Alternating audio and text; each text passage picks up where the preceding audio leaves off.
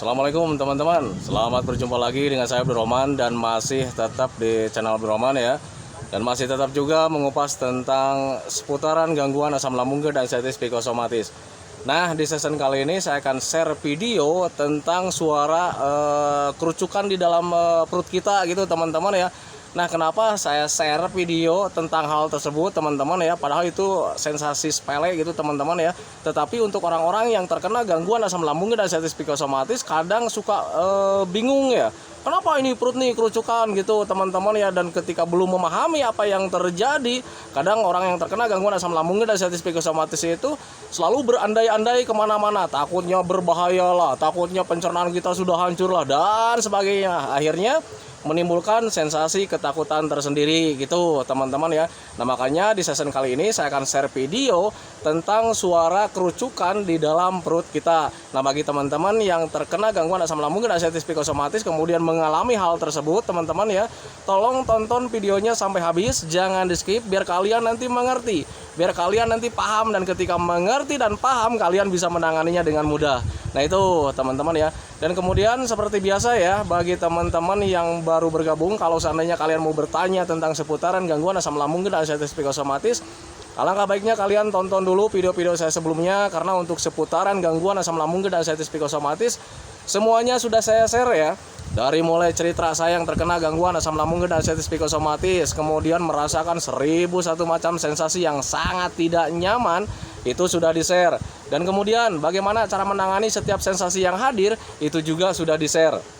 Nah, makanya biar lebih jelas, biar lebih detail, alangkah baiknya kalian tonton dulu video-video saya sebelumnya. Nah, itu teman-teman ya. Dan kemudian bagi teman-teman yang baru bergabung juga, seperti biasa ya, kalau seandainya kalian belum subscribe channelnya, mohon videonya itu di subscribe dulu, karena untuk subscribe itu tidak memerlukan biaya, tidak memerlukan pendaftaran. Jadi subscribe itu adalah hal yang sangat mudah sekali bagi teman-teman lakukan ya. Jadi teman-teman itu cukup memijit saja tulisan subscribe, biar kenapa? Jujur ya, biar videonya itu cepat berkembang dengan baik. Dan kalau seandainya videonya itu berkembang dengan baik, sudah barang tentu itu akan menambah semangat tersendiri buat saya untuk terus nge-share tentang seputaran gangguan asam lambung dan diabetes psikosomatis ini terhadap kalian. Kemudian yang lebih penting dan yang lebih utamanya, tekan juga tombol lonceng sama tombol like-nya ya, biar kalian itu dapat notifikasi atau pemberitahuan video saya yang terbaru. Karena saya itu akan terus nge-share tentang seputaran gangguan asam lambung dan diabetes psikosomatis ini terhadap kalian, dengan tujuan semoga saja videonya itu menjadi wasilah atau jalan keluar bagi kalian yang sedang mengalami gangguan asam lambung dan diabetes psikosomatis hingga membaik ya, apalagi sampai sembuh total. Amin ya robbal alamin. Ya, minimal hanya memberikan motivasi saja, atau lebih minimalnya lagi hanya sekedar menemani kalian yang sekarang sedang merasakan tidak nyamannya dari gangguan asam lambung dan diabetes psikosomatis. Nah, itu teman-teman ya. Nah, kembali lagi ke topik utama teman-teman ya. Untuk orang-orang yang terkena gangguan asam lambung dan diabetes psikosomatis, bahkan untuk orang yang tidak terkena gangguan asam lambung dan diabetes psikosomatis juga pasti mengalami yang namanya kerucukan gitu teman-teman. Jadi kerucukan itu kayak macam di perut kita itu suka ada bunyi ya, suka ada bunyi kerucuk-kerucuk kayak macam begitu teman-teman ya. Dan itu adalah merupakan hal yang sangat normal sekali. Jangankan kita orang-orang yang terkena gangguan asam lambung dan diabetes psikosomatis, orang yang tidak mengalami juga, tidak mengalami gangguan asam lambung dan diabetes psikosomatis, itu ada kalanya mengalami hal seperti itu teman-teman ya. Dan itu merupakan kejadian yang sangat wajar. Jangan terlalu dicemaskan teman-teman ya. Nah, biar kalian tidak mengalami kecemasan teman-teman, kenapa perut saya itu kerucukan, ada bunyi gitu teman-teman ya. Kenali saja dulu penyebabnya. Kenapa perut kita suka bunyi kerucukan gitu teman-teman. Dan untuk sepengalaman saya dulu ketika terkena gangguan asam lambung dan diabetes psikosomatis, kerucukan itu ada dua penyebab teman-teman ya. Yang pertama itu karena ada pergerakan gas yang ada di dalam lambung kita teman-teman ya. Nah, jadi merupakan hal yang sangat wajar gitu teman-teman. Coba flashback loh ya, kejadian ketika dulu sebelum terkena gangguan asam lambung dan diabetes psikosomatis, kita itu pernah mengalami kayak macam seperti itu teman-teman. Jadi kadang-kadang kita itu suka ada kerucukan gitu teman-teman, suka ada bunyi gitu teman-teman ya. Dan orang-orang bilang itu katanya lapar lu, katanya seperti itu ya, lapar lu makan deh katanya kan gitu ya. Nah, padahal itu sebetulnya pergerakan gas teman-teman. Jadi yang namanya gas itu ya kadang tidak stabil ya. kadang bisa bergeser, kadang bisa kemana gitu teman-teman ya. Di usus itu kadang kita itu sering pindah-pindah. Nah itu sifatnya gas gitu teman-teman ya. Dan ketika proses perpindahan atau pergeseran gas itu suka menimbulkan bunyi teman-teman ya, kerucuk-kerucuk kayak macam begitu teman-teman ya. Itu sepengalaman saya. Dan kemudian untuk kerucukan itu bisa dikategorikan ada 2 kategori teman-teman ya. Bisa juga karena pergerakan ini teman-teman BAB kita teman-teman ya, karena BAB itu sifatnya itu mendorong ke bawah ya. Jadi itu sudah sistem otomatis pencernaan kita teman-teman. Jadi ketika kita mengkonsumsi makanan, masuk ke dalam lambung, di lambung dicerna, kemudian dimasukkan lagi ke bagian usus. Nah di usus itu kita diambil sari-sarinya, vitamin-vitaminnya. Nah kemudian sambil dia itu menggeser ke bawah teman-teman, sambil menggeser ke bawah sampai ke lubang dubur kita teman-teman ya. Dan di pergeseran itu kadang ketika BAB-nya kurang normal gitu teman-teman ya, ada suara kerucukan, dan kerucukannya itu bisa dibedakan teman-teman ya, kayak macam suara air lah. Kalau misalnya suara air, nah itu berarti tandanya kalian itu terkena mencret teman-teman ya. Bisa dilihat ketika kita BAB. Kalau seandainya kita BAB-nya mencret, itu pasti ada bunyi kerucukan, dan bunyinya itu pergerakan dari BAB karena BAB-nya itu cair, agak cair gitu teman-teman ya. Dan akhirnya itu bisa menimbulkan suara bunyi kerucukan seperti itu.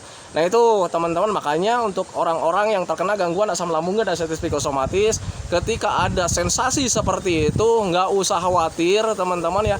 Itu merupakan hal yang sangat normal gitu teman-teman ya. Dan biasanya bisa bisa ditandai kalau misalnya ada kerucukan seperti itu, kelanjutannya itu kadang kita itu suka kentut teman-teman ya, suka kentut gitu teman-teman. Kemudian kalau misalkan itu dari BAB ya kadang kita suka ada mencret juga gitu teman-teman ya. Itu merupakan hal yang sangat wajar. Nah kemudian kalau misalkan ada orang-orang yang bertanya juga tentang, Pak ini mungkin betul ini saya dari mencret, nah sekarang bagaimana cara menangani mencretnya? Nah mencret itu biasanya itu diakibatkan dari panas dalam gitu teman-teman. Jadi ketika kalian mencret ya tangani saja panas dalamnya teman-teman ya. Sering minum, kemudian menjaga makanannya gitu teman-teman. Jangan sampai kalian mengkonsumsi makanan-makanan yang bisa membuat kalian panas dalam lagi, karena ketika ada panas dalam lagi ya pasti akan mencret juga gitu teman-teman ya. Sesimpel itu sih sebetulnya. Nah itu teman-teman yang makanya pahami saja ke sana. Jadi untuk orang-orang yang terkena gangguan asam lambung dan diabetes psikosomatis, ketika kalian mendapatkan bunyi seperti itu, ada kerucukan gitu teman-teman, gak usah khawatir teman-teman ya. Itu merupakan hal yang sangat lumrah, itu merupakan hal yang sangat wajar. Jangankan orang-orang yang terkena gangguan asam lambung dan diabetes psikosomatis, orang yang tidak mengalami gangguan asam lambung dan diabetes psikosomatis juga pasti mengalami hal seperti itu, karena itu merupakan hal yang sangat wajar teman-teman ya. Nah itu jangan terlalu dipikirkan teman-teman ya.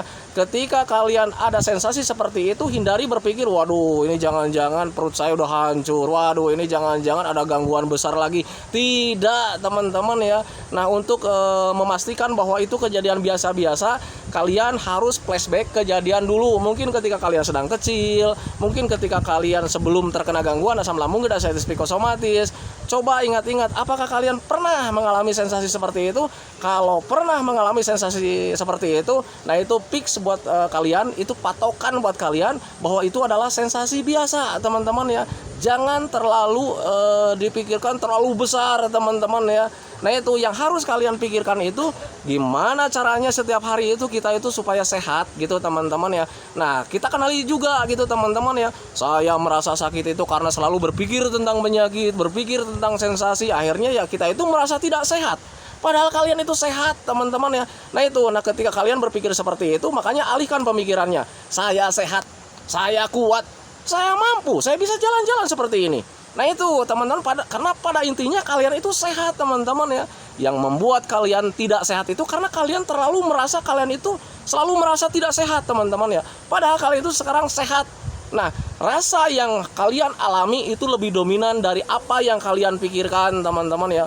Setiap harinya selalu berpikir tentang penyakit, setiap harinya selalu berpikir tentang sensasi, yang akhirnya kalian itu mempunyai rasa tidak nyaman, merasa kalian sakit.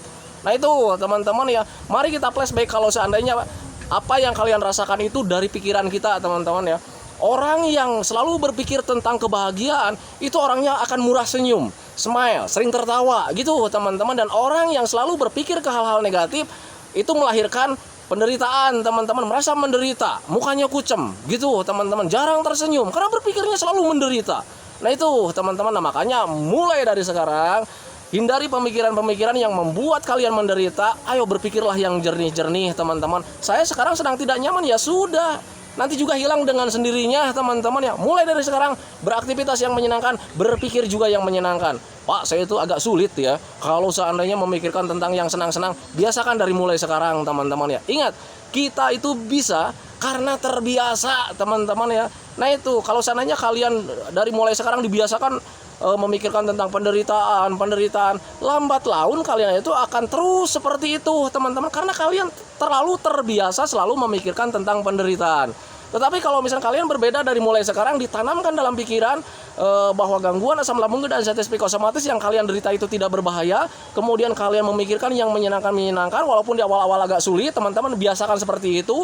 Nanti lambat laun ketika kalian terus dibiasakan seperti itu, memikirkan yang senang-senang teman-teman ya, lambat laun pemikiran tentang hal-hal negatif itu hilang dengan sendirinya teman-teman ya, tergantikan dengan niatan-niatan, rencana-rencana, karena sudah mulai terbiasa memikirkan tentang yang menyenangkan.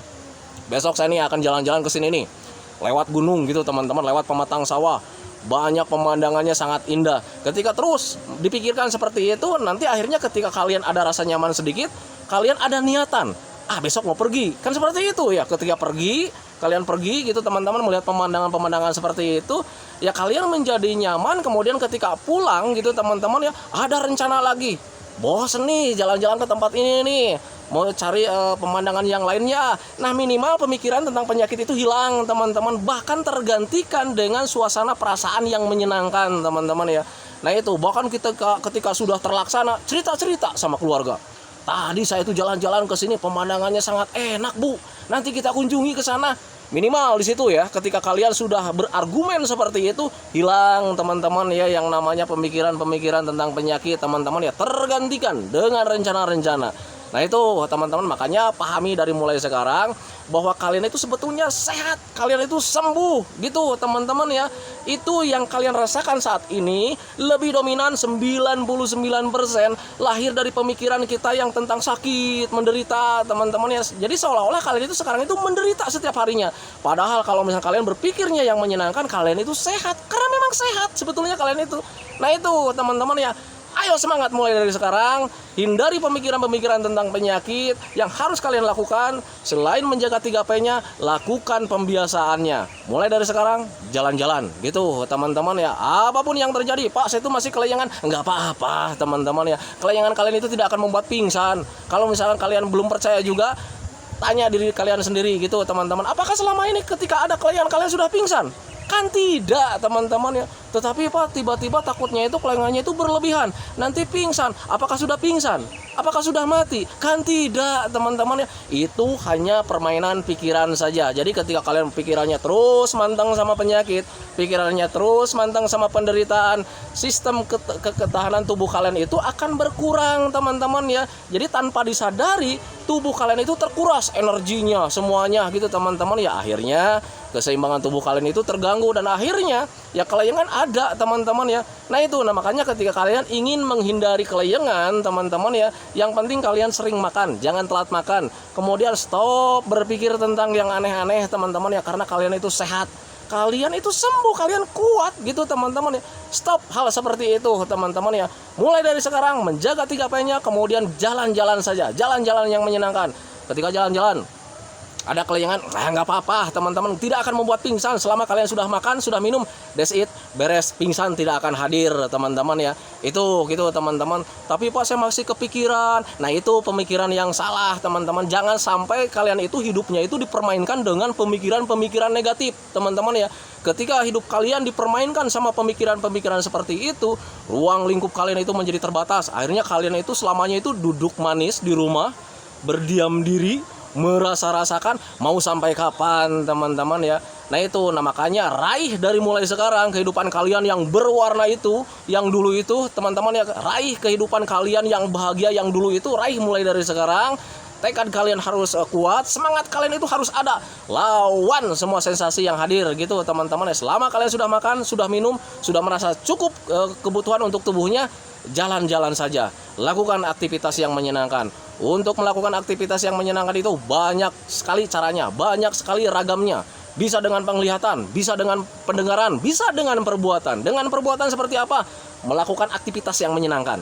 Nah itu teman-teman ya. Kemudian dengan pendengaran, mendengarkanlah hal-hal yang baik yang membuat kalian tersenyum, yang membuat kalian tertawa. Nah itu teman-teman. Kemudian dengan penglihatan, melihatlah kalian yang baik-baik teman-teman ya. Contoh kayak macam pemandangan seperti ini. Jangan pernah kalian melihatnya itu hal-hal yang buruk. Contoh, melihat orang yang berantem, hindari teman-teman ya. Melihat orang-orang yang bergosip, hindari teman-teman ya.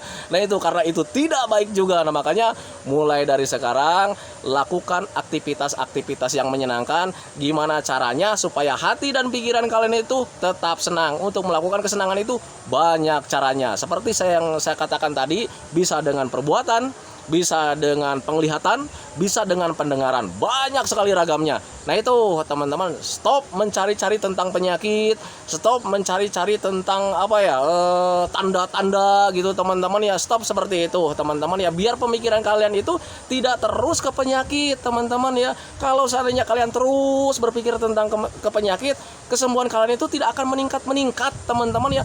Belajar dari mulai sekarang itu, belajar masa bodoh dengan sensasi apapun, karena toh kita sudah tahu bahwa gangguan asam lambung dan diabetes psikosomatis itu tidak berbahaya sama sekali, termasuk di suara kerucukan di perut gitu teman-teman ya. Orang Sunda bilang kalau seandainya lagi kerucukan itu biasanya kelaparan.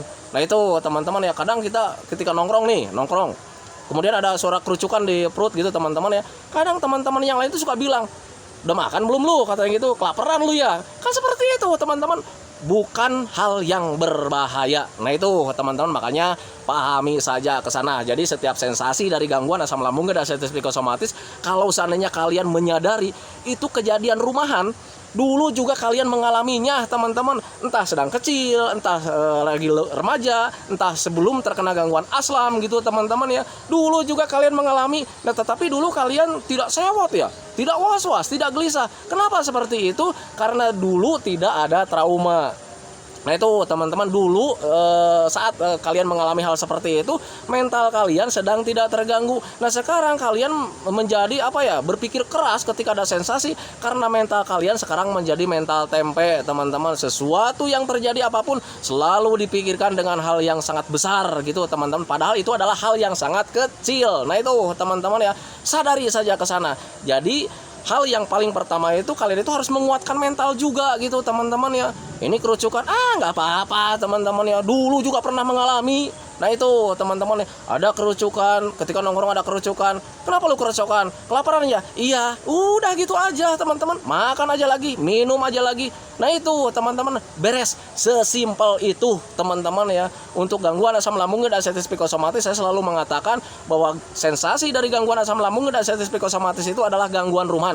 Kalian dulu juga mengalaminya, cuman kalian dulu tidak menyadarinya. Nah sekarang kalian baru menyadarinya. Ada kerucukan sedikit aja, kalian berpikirnya lebih besar. Nah itu teman-teman, baru kali ini kalian menyadari. Padahal itu dulu juga kalian mengalami. Kalian tidak repot, dan sampai detik ini juga kalian masih hidup. Nah itu teman-teman, makanya pahami saja ke sana. Nah itu teman-teman ya, video dari saya. Semoga saja videonya itu menjadi pencerahan buat kalian. Semoga saja videonya itu ya hanya sekedar menemani kalian lah yang sekarang sedang merasakan tidak nyamannya dari gangguan asam lambung dan diabetes psikosomatis. Kemudian seperti biasa, sebelum saya akhiri videonya, saya selalu mendoakan sama teman-teman itu, semoga saja teman-teman itu cepat sehat lagi, cepat sembuh lagi, cepat kembali lagi keadaan kalian yang dulu, baik semangatnya, moodnya, tertawanya, pokoknya kehidupan kalian yang dulu itu semoga saja cepat kembali lagi. Karena memang saya yakin 100% bahwa keadaan kalian yang dulu itu sangat dirindukan sekali. Nah itu teman-teman ya. Kemudian doakan saya juga teman-teman ya, agar saya itu tetap sehat, tetap kuat, tetap ceria, agar masih bisa tetap menemani kalian. Nah itu teman-teman ya. Santikan videonya teman-teman ya. Assalamualaikum warahmatullahi wabarakatuh.